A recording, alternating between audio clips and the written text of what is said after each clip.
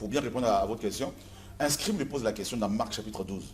Quel est le grand commandement, ou le plus grand commandement?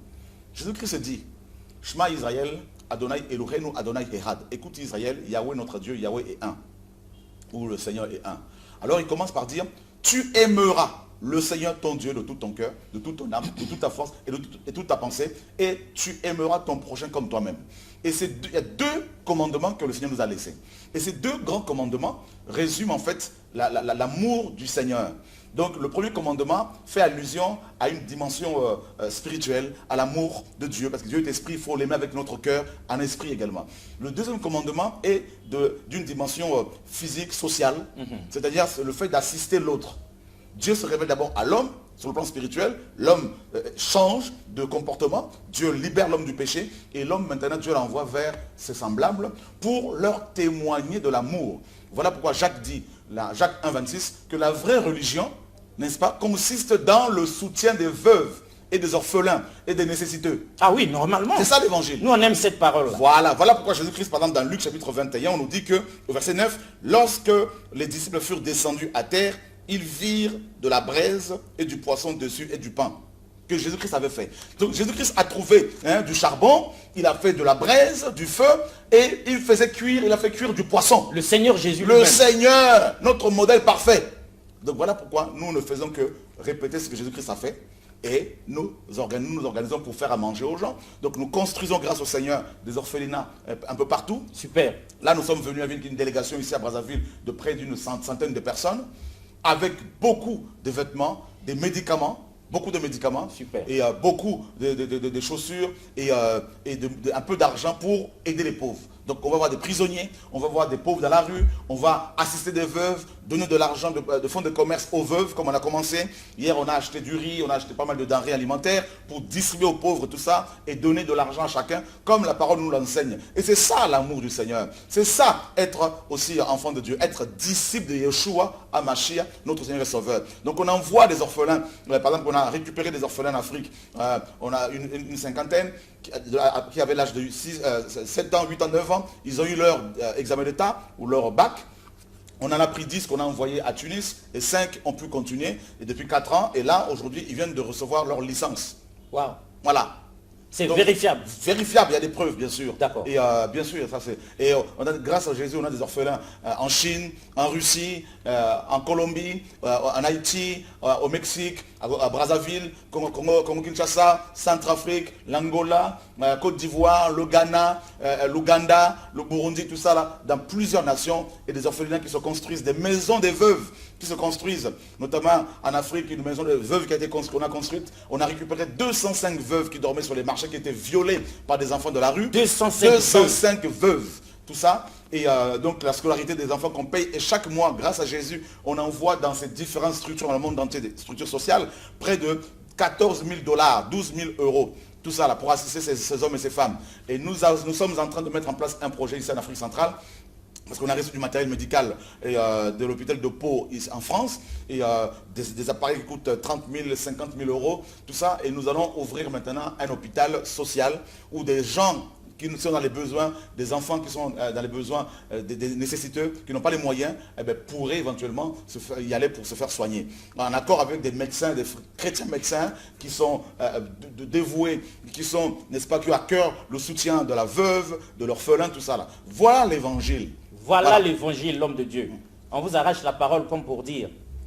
Mais, apôtre, évêque, pasteur, docteur de la parole et archibishop, vous lisez la même Bible que le disciple de Jésus, Shorakwetu. Mais d'où vient-il que vous ne faites pas tout ce que lui dit là, tout ce que la Bible recommande, vous n'appliquez pas. Et vous nous avez fatigués. On a semé, on n'a rien récolté à ce jour. Heureusement que la délivrance arrive parce que visiblement, après avoir entendu tout ça, nous nous disons, on dirait bien que Jésus-Christ opère encore. Mais quelqu'un pose cette question tout à fait homéostasique. Vous alors, l'homme de Dieu, quand vous avez fini de critiquer tout ça, vous avez mis dans la poubelle les dîmes. Comment vous faites pour faire fonctionner l'église sans la dîme et les offrandes, alors que tout ça, dîmes et offrandes, contribue justement au fonctionnement de l'église? à sa construction. Mais vous, vous faites quel miracle, puisque vous refusez les dîmes? En fait, c'est simple. La parole nous dit dans 2 Corinthiens chapitre 9, à partir du verset 7, que chacun donne comme il a résolu en son cœur, sans tristesse ni contrainte, car Dieu aime celui qui donne avec joie. Comment l'Église a fonctionné au départ? Ben avec des dons, voilà, ce qu'on appelle les dons de la grâce. Des gens qui, de chez eux, avaient pris la résolution, prenaient les résolutions de soutenir l'œuvre du Seigneur. Et quand cet argent était amené, souvent il était amené au pied des apôtres.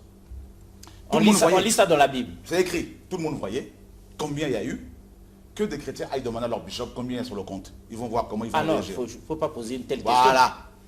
Donc, comment ça vous êtes venu pour être sauvé, vous voulez vérifier? Et la Bible dit, on en faisait la distribution selon les besoins de chacun. À l'homme de Dieu, vous n'allez tout de même pas dire que vous faites exactement comme la Bible recommande. Ben, c'est ce que nous faisons à chaque fois. Ah. C'est ce que nous faisons à chaque fois. C'est ce que nous avons fait hier. On fait des offrandes libres.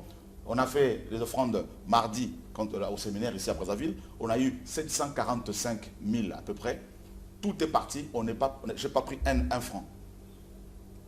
On a donné aux pauvres, aux veuves. On a donné aux orphelins. Il y a une maman qui a besoin de se faire opérer ici à Brazzaville. Une veuve. On lui a donné 200 000. Ce n'est pas pour parler de moi, attention.